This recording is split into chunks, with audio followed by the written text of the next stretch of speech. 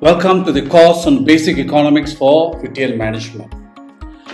Now we'll be conducting a series of lessons to teach economics for the purposes of retail management.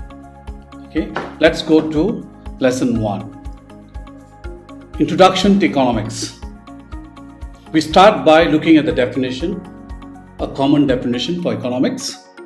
Economics is the study of how society chooses to allocate its scarce resources to the production of goods and services in order to satisfy unlimited human wants. Now, there's a lot of meaning embedded in this definition. We start by looking at the term resources. Now, in economics, there are basically 4 types of resources: land, labor, capital, and entrepreneurship. Now, land includes anything in the land, on the land, or over the land. Okay, it could be something in the land like mineral deposits, something on the land like forestry and fisheries, or over the land like scenic sites. All these constitute land resources. The next resource that we'll talk about is labor. Now, labor, of course, in general terms, we'll call it workforce. Now, when we talk about this labor resource, or in human resource, we're going to talk about 2 aspects of it. Number 1, quantity, okay, the number in the workforce, and 2, quality, its productivity. The third type of resource is capital. Now, capital constitute all goods that can be used to produce other goods and services. Now, there's a general misconception whenever, especially those studying finance, okay, and they'll tend to think capital is just only money. But in economics, as I just defined earlier, it includes everything. That can any goods that can be used to produce other goods and services like plant, machinery, equipment. All these constitute capital resources. And the last type of resource is entrepreneurship. Now, this is the resource that combines the other type of resources, land, labor, and capital, to produce goods and services. Naturally, it must involve some level of creativity and innovation.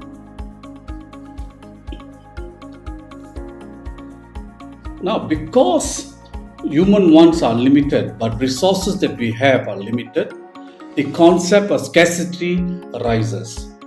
Now, scarcity refers to resources being finite and limited.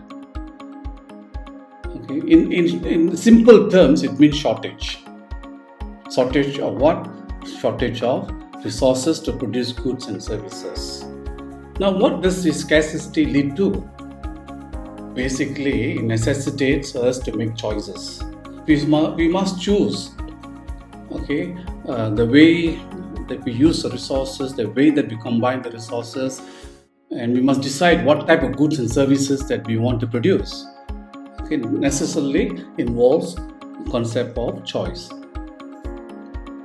Now, with this concept of scarcity, another major concept arises in economics called opportunity cost.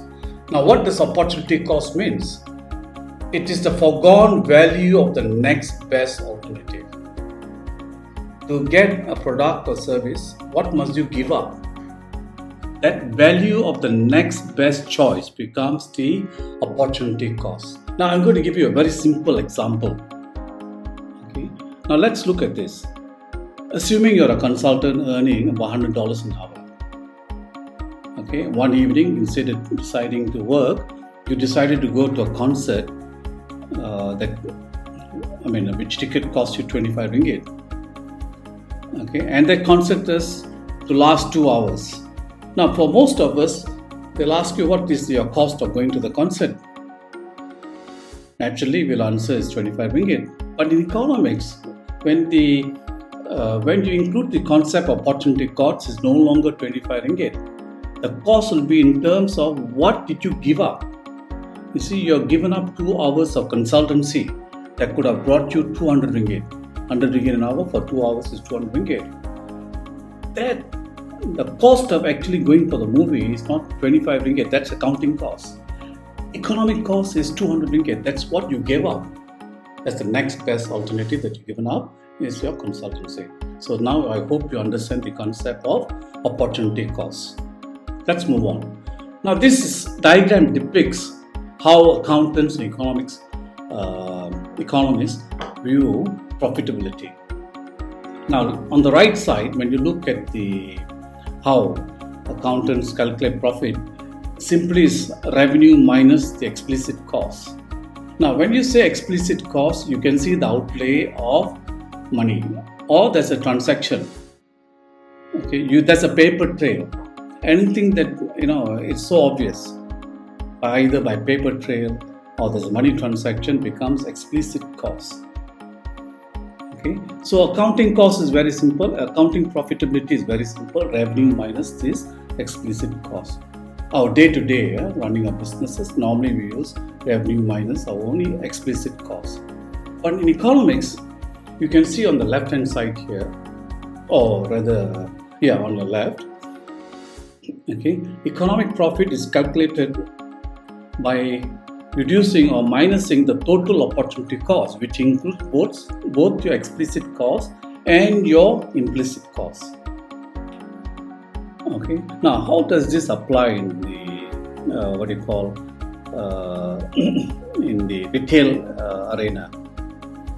Okay, now basically, now we ask a mini market operator, how much profit did you make this year?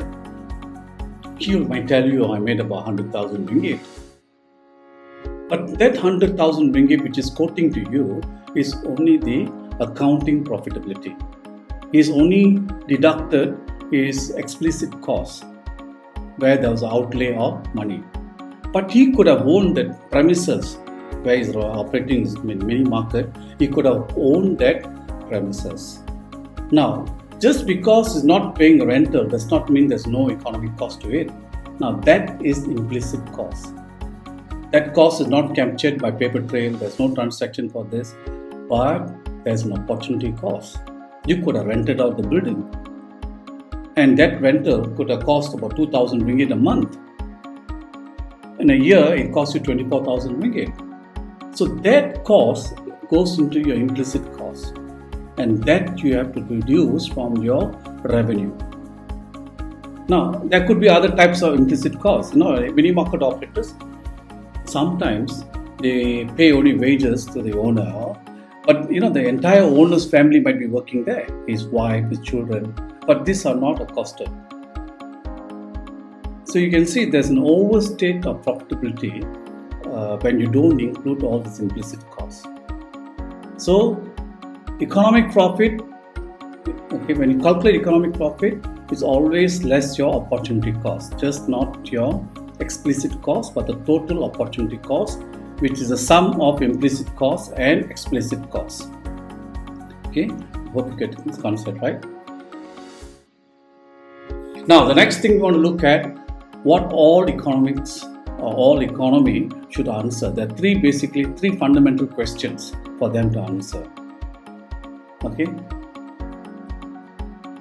what to produce, how to produce, and for whom to produce. Now, by answering these three questions, what to produce, how to produce, for whom to produce, you can get the type of economic systems. Okay. Now, basically, there are four types of economic systems. Number one is the traditional economy. Now, this is probably non-existent anymore. The tribal economies, where the chief will decide how the resources are located. Have you seen an old cowboy movie where there's a great Indian tribe? The chief will decide who become the farmers, who become the warriors, who become the fishermen. Okay, so the tribal leader will allocate these resources, and they also decide who gets what kind of. Not only they decide what to produce, how to produce it, and who gets what. So in a very traditional economy, it's decided by the tribal chief. Okay? Of course, this type of groups are dissipating. You can't see them in today's world, hardly anymore. Those very traditional economies. The next type, very popular concept in economics, is what we call the market economy. Okay? Predominantly, the type of economic systems you might see in a day-to-day life, especially in most countries. Okay, if you're not a communist country, you will see market economy flourishing. Now, basically, what this means, that what to produce, how to produce, and for whom to produce is decided by the market supply forces and demand forces. Market supply and demand will determine what to produce, how to produce it, and for whom to produce it. So this is, in other words, is also called the price economy, the free enterprise. Another type of economy is what we call the command economy.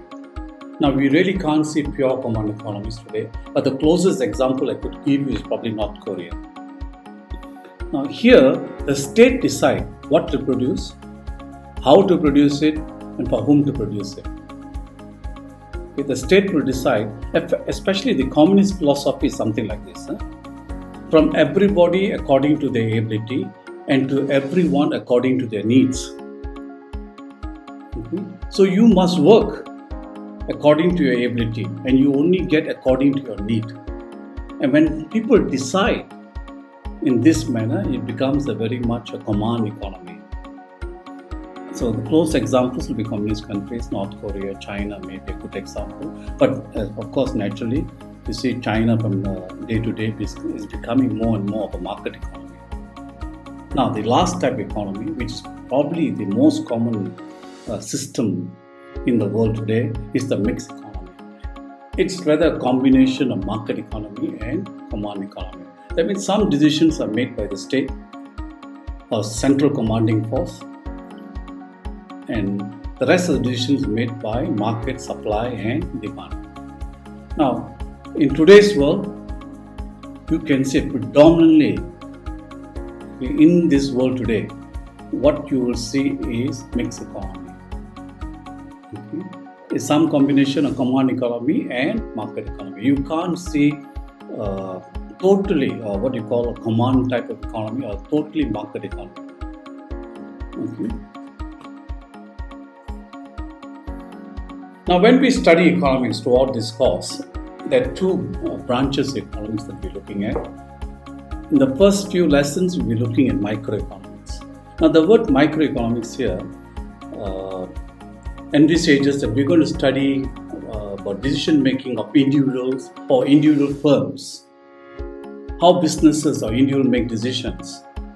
And when we study on this, what we call specific units, we are studying about microeconomics. We'll be studying about supply and demand, we'll be studying about types of competition, we'll be studying in subsequent lessons. This all are encompassed in microeconomics. Now, what might interest the broader segment will be probably the macroeconomics. These are the stats that comes to you daily from the newspapers, the media, and that branch of economy studies the economy as a whole. Okay? And it involves aggregates like inflation, unemployment, GDP, rate of growth. See, all these things that we talk about, where the media is throwing at us on a daily basis, okay, are contained within the scope of macroeconomics. We'll be studying that topic as well. The last terminology that we're looking at in this lesson will be Ketteribu. It's a Latin phrase. Let me explain the concept first. Now, in economics, when you want to study the relationship between two variables, for instance, a price of a good and a quantity of good demanded, when you want to look at these two, the relationship between these two variables, we have to keep other variables that may affect this relationship. For example, levels of income, customer preferences, population size. There are so many various factors that may affect this relationship. Now, we have to keep those factors constant.